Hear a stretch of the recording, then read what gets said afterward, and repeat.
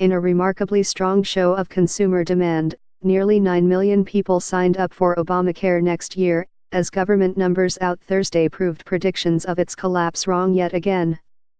The Centers for Medicare and Medicaid Services said more than 8.8 million people have signed up in the 39 states served by the federal healthcare.gov website. That compares to 9.2 million last year in the same states, or 96% of the previous total. The level exceeds what experts thought was possible after another year of political battles over the Affordable Care Act, not to mention market problems like rising premiums and insurer exits.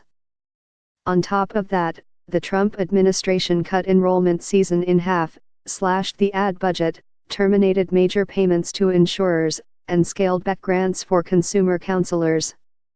This level of enrollment is truly remarkable, especially given the headwinds faced by the program, said Larry Levitt of the nonpartisan Kaiser Family Foundation.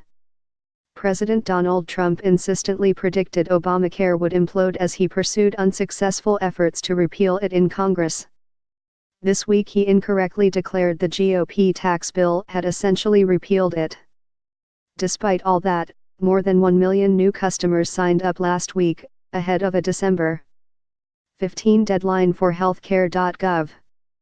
That's a sign of solid interest in the program, which offers subsidized private health insurance to people who don't have access to job-based coverage. As congressional Republicans this week crippled the Affordable Care Act's requirement that most Americans carry health insurance, they simultaneously abandoned in the final politicking of 2017 a pair of measures that President Donald Trump and the Senate's GOP leader had promised to help cushion. As congressional Republicans this week crippled the Affordable Care Act's requirement that most Americans carry health insurance, they simultaneously abandoned in the final politicking of 2017 a pair of measures that President Donald Trump and the Senate's GOP leader had promised to help cushion. It's possible that final healthcare.gov numbers could end up somewhat higher than reported Thursday, partly because late sign UPS in the Midwest and the West have yet to be added in. The nationwide enrollment total won't be known for weeks, since some states running their own health insurance markets or exchanges continue signing up customers through January.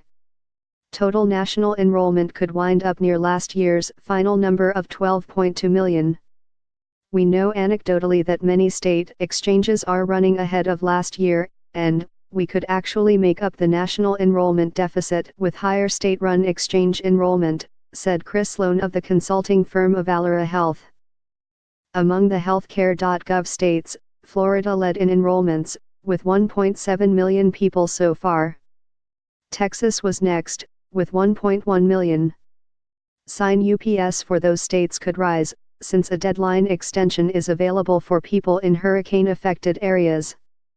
In Austin, Texas, a nonprofit group that helps low-income working people surpassed its enrollments for last year, and then some.